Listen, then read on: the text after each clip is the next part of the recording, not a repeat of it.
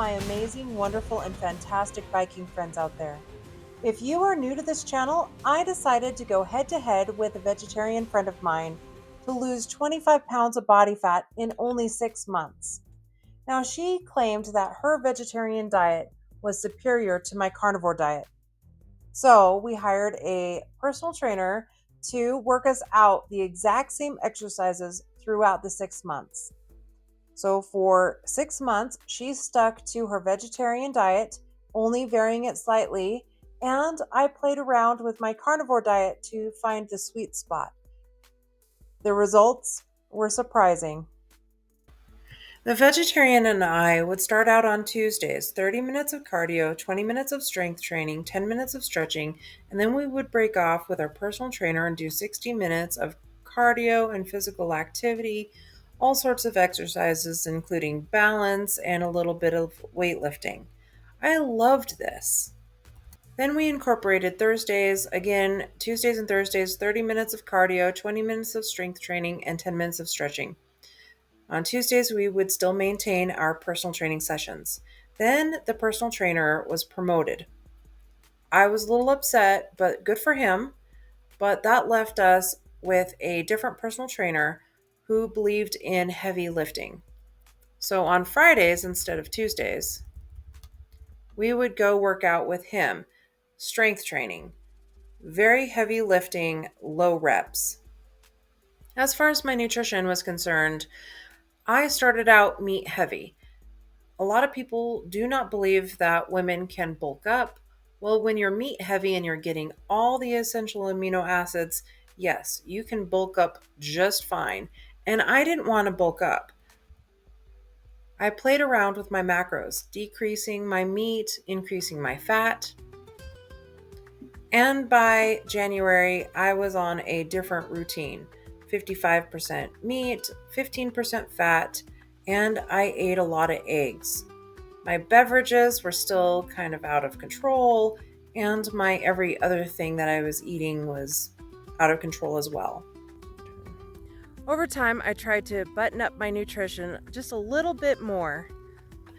I ate more eggs, more fat, less meat, and then by March, I really wanted to tighten things up. So I increased my eggs even more, and I decreased all of my beverages other than a little bit of coffee and some water. That's it. And my other, I was just seasoning with salt. Nothing else. And my meat decreased down to 33% of my diet, whereas my fat increased to 35%. I found that by adding more fat and less protein, I was actually losing weight while maintaining muscle mass. Now, several people have asked me how I calculate my macros. I like to use Chronometer. This is a free app that you can use. You just put your foods in and it will give you your macros.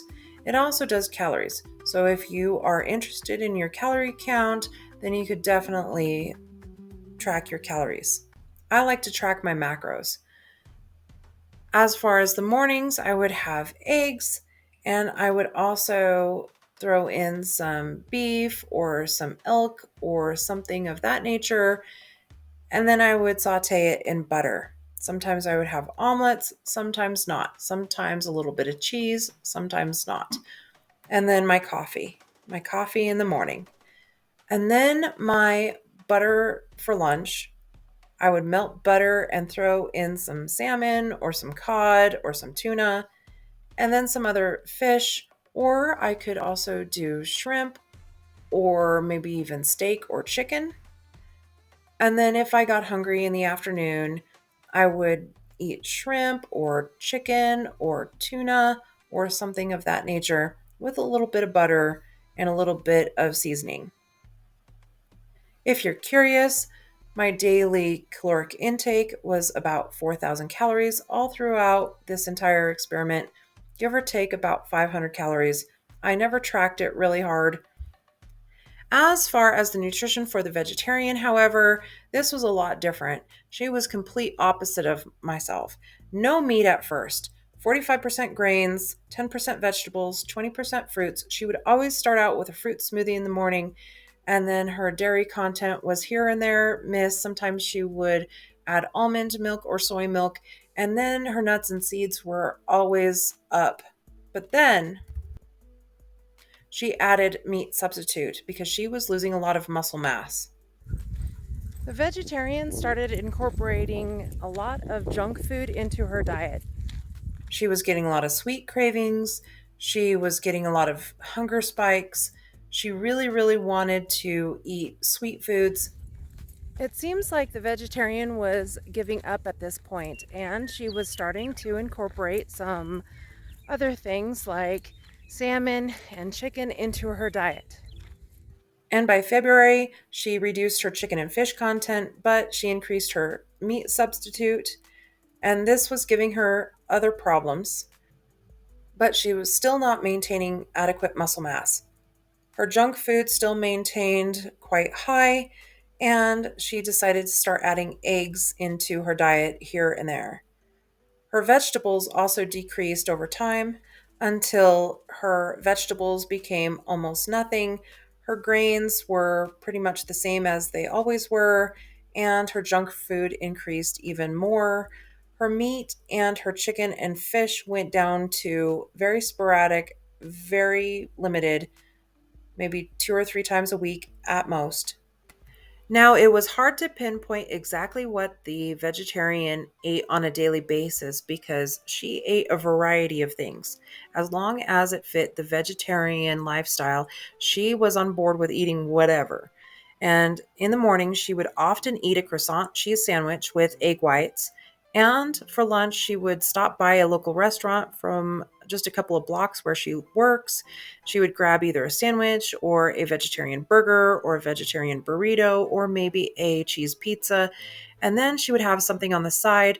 For example, she might have fries or chips or something like that. And then for dinner, it varied substantially, but she often had fruit with it. So yogurt and fruit, cheese and fruit, whatever she had with the fruit, she would often have that. Maybe a couple of vegetables, maybe. But if you're curious, her caloric intake stayed around 1600. Now, I just threw it in Chronometer just to see. It was around 16 to 1700 per day. It varied. It varied a lot, actually. But if you're curious, that's what she was eating, substantially lower than my caloric intake. This is where it got really interesting. Both the vegetarian and I used the in-body scan to determine our weights with our lean body mass and our fat mass. We were then able to calculate how much lean body mass and fat mass we were gaining or losing throughout the 6 months. I started out at 178.8 pounds. That's 81.1 kilograms for all of my friends in Europe. And I lost weight until December. And then the holidays hit, and I went back up to my original weight. Now, I couldn't just leave it like this right now. No, I had to continue forward. This was a journey. I tightened up my nutrition and I finished strong though. 171.6 pounds or 77.8 kilograms. Really proud of myself. The vegetarian started out at 168.4 pounds or 76.4 kilograms, and she had lost 5 pounds in November. But sadly, she increased her weight slowly until March, where she weighed in at 172.8 pounds or 78.4 kilograms. It seems like the vegetarian was giving up at this moment. Unfortunately, neither one of us had reached our goals. I had only lost about 7 pounds or 3 kilograms, but the vegetarian ended up gaining almost 4.5 pounds or 2 kilograms. Our body fat scan was the most telling, though. It wasn't until I tightened up my diet and increased my fat consumption that I started to really see the results. There were points throughout this that I really wanted to give up, but I persevered. I ended up losing a total of 9.6 pounds of body fat. On the other hand, the vegetarian lost body weight at first and then gained over 4 pounds of body fat in November. She was able to lose a pound of body fat in December, but started to gain body fat every single month after that. And in total, she put on over 6 pounds of body fat since January. Now, moving on to muscle mass. I had started putting on muscle mass in November and decided to reduce my meat intake very slightly. That brought me back down to where I had started.